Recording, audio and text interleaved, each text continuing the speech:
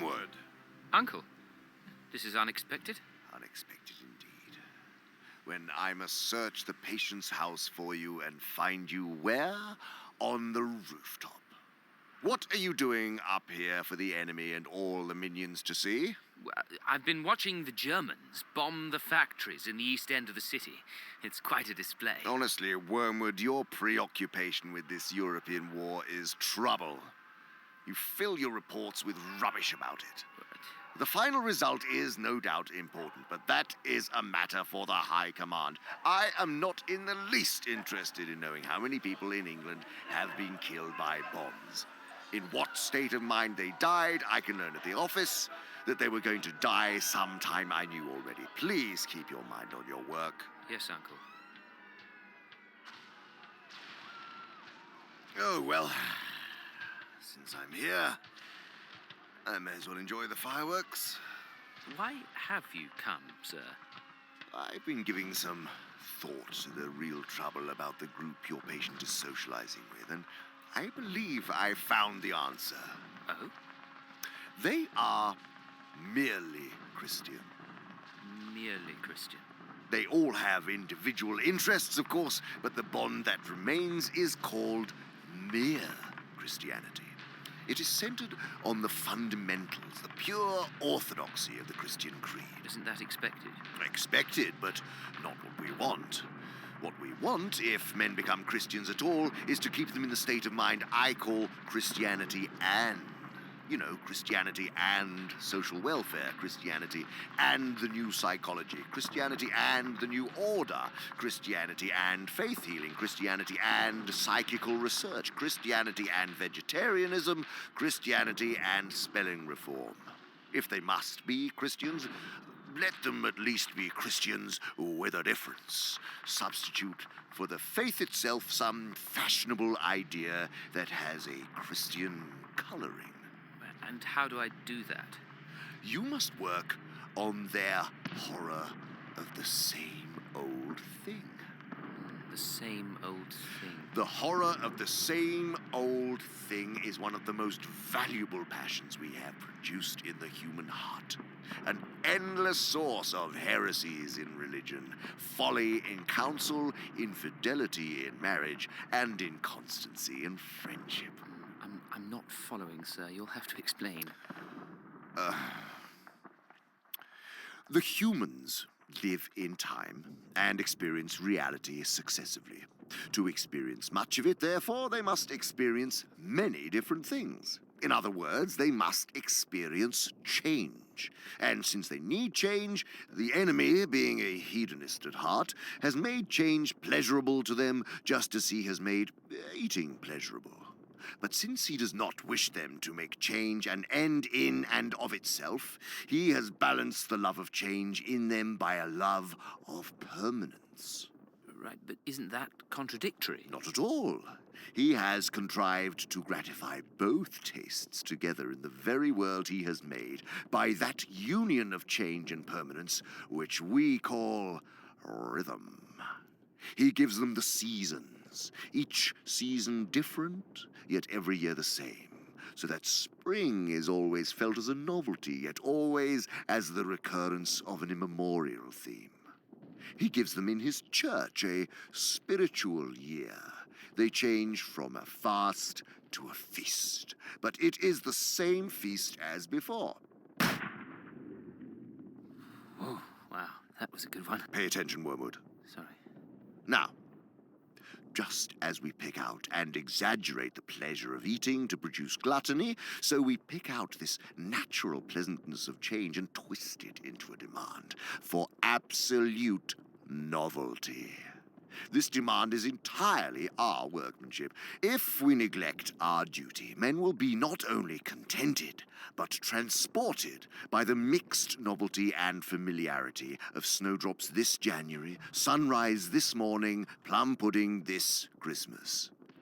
Children, until we have taught them better, will be perfectly happy with a seasonal round of games in which football succeeds hopscotch as regularly as autumn follows summer. Only by our incessant efforts is the demand for infinite or unrhythmical change kept up. And the value of all of this is what, sir? It's valuable in various ways. It diminishes pleasure while increasing desire. Desire for what? Novelty! You see, the pleasure of novelty is, by its very nature, subject to the law of diminishing returns. It doesn't last. That's why we stoke the humans' desire for it. They work harder and harder for a novelty that yields little in return. And continued novelty costs money, so the desire for it spells avarice or unhappiness or both. And again, the more rapacious this desire, the sooner it must eat up all the innocent sources of genuine pleasure and lead on to those things the enemy forbids. We do this by inflaming their fear of the same old thing? Yes! For example, we have recently made the arts less dangerous to us than perhaps they have ever been. Lowbrow and highbrow artists alike are being regularly drawn into fresh excesses of lasciviousness, unreason, cruelty, and pride. Yes, I like the theatre. Finally, the desire for novelty is indispensable if we are to produce trends or vogues. The use of trends in thought is to distract the attention of men from their real dangers. We direct the trendy outcry of each generation against those vices of which it is least in danger and fix its approval on the virtue nearest to that vice which we are trying to make endemic. The game is to have them all running about with fire extinguishers whenever there is a flood, and all crowding to that side of the boat which is already nearly submerged. Thus, we make it fashionable to expose the dangers of spiritual enthusiasm at the very moment when they are all really becoming worldly and lukewarm. A century later, when we are really making them all drunk with emotion, the trendy outcry is directed against the dangers of intellectualism. Cruel ages are put on guard against their sentimentality, feckless and idle ones against respectability, lecherous ones against puritanism. And whenever all men are really hastening to be slaves or tyrants, we make liberalism the prime worry. But the greatest triumph of all is to elevate this horror of the same old thing into a philosophy so that nonsense in the intellect may reinforce corruption in the will. How so? The enemy loves platitudes. Of a proposed course of action, he wants men, so far as I can see, to ask very simple questions. Is it righteous? Is it prudent? Is it possible? Now, if we can keep men asking, is it in accordance with the general movement of our time? Is it progressive or reactionary? Is this the way that history is going? They will neglect the relevant questions. And the questions they do ask are, of course, unanswerable, for they do not know the future. And what the future will be depends very largely on just those choices which they now invoke in the name of the future. As a result, while their minds are buzzing in this vacuum, we have the better chance to slip in and bend them to the action we have decided on. And great work has already been done. Phew, their minds aren't the only ones buzzing. Once upon a time, men knew that some changes were for the better, and others for the worse, and others again indifferent. We have largely removed this knowledge. For the descriptive adjective unchanged, we have substituted the emotional adjective stagnant. We have trained them to think of the future as a promised land which favored heroes attain, not as something which everyone reaches at the rate of 60 seconds per minute or 60 minutes an hour, whatever he does, whoever he is. Well, it looks like the Germans have cleared off for the night. I do hope that you won't continue to waste your time like this. You should be with your patient, exploiting his anxiety and fear during these air raids. Oh, don't worry, Uncle. His mother's there to do that. Oh, excellent.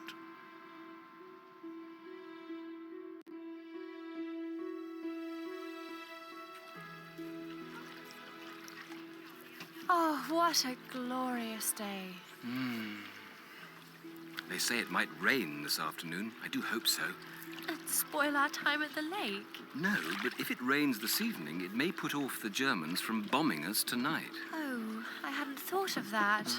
You're so clever. Thank you, my dear. Shall we paddle round to the other side? There's a little shop that still serves fresh cream with their tea. Yes, please. Oh, it is a nauseating thing to witness. Should I capsize the boat? No. Go ahead of them and curdle all the cream at that shop? No. You must think in broader terms, Wormwood. All right. Those moments may annoy, to be sure, but your patient may rise and demonstrate a patience or a courtesy which we don't want the woman to see. Worse, it may give them a humorous memory which will bond their affection more deeply. No. Courtship is the time for sowing those seeds which will grow up 10 years later into domestic hatred. Must I endure this for that long to watch them in love? Yes, but in the meantime, avail yourself of the ambiguity in the word love. Right. Let them think they have solved by love the problems which they have, in fact, only waived or postponed under the influence of this period of enchantment. Enchantment. The enchantment of unsatisfied desire. It produces results which the humans can be made to mistake for the results of charity. It's all in handling the matter of unselfishness. Do you see? No, sir. It has been the admirable work of our philological arm to substitute the enemy's positive word charity with the negative word unselfishness. Thanks to this, you can, from the very outset, teach a man to surrender his own wants. Not that others may be happy in having them, but that he may be unselfish in foregoing them. That is a great point gained. Right. Another great help, especially where the parties concerned are male and female, is the divergence of view about unselfishness which we have built up between the sexes. A woman means by unselfishness chiefly taking trouble for others. A man means not giving trouble to others. As a result, a woman who is quite far gone in the enemy's service will make a nuisance of herself on a larger scale than any man except those whom our father has dominated completely. And conversely, a man will live long in the enemy's camp before he undertakes as much spontaneous work to please others as a quite ordinary woman may do every day. Thus, while the woman thinks of doing good offices and the man of respecting other people's rights, each sex, without any obvious unreason, can and does regard the other as radically selfish. How diabolical. On top of these confusions, you can now introduce a few more.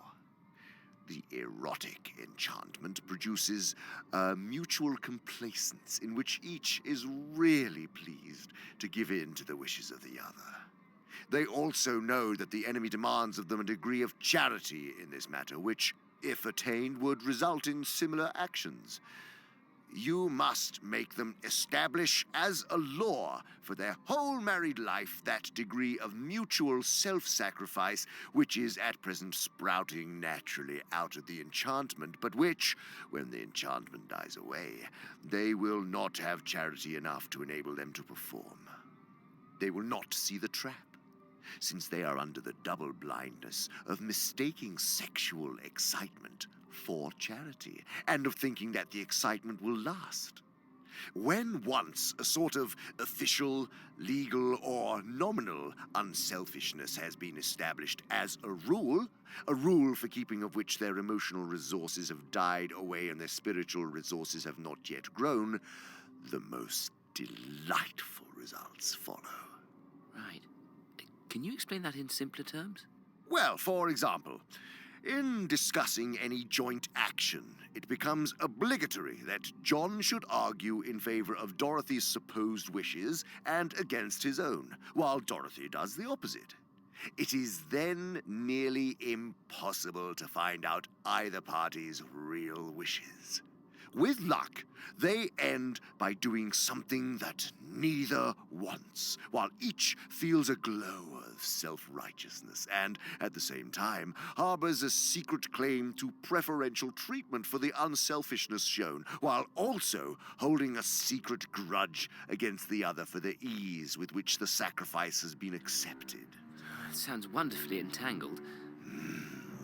Mind-numbingly so. Later on, you can venture on what may be called the generous conflict illusion. This game is best played with more than 2 players, in a family with grown-up children, for example. Something quite trivial like having tea in the garden is proposed.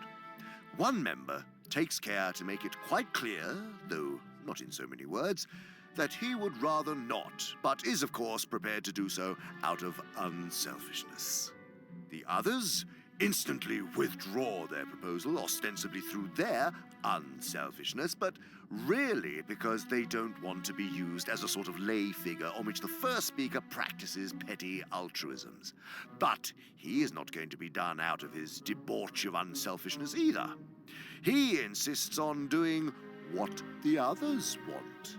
They insist on doing what he wants. Passions are roused. Soon, someone is saying, very well, then I won't have any tea at all. And a real quarrel ensues with bitter resentment on both sides. You see how it's done?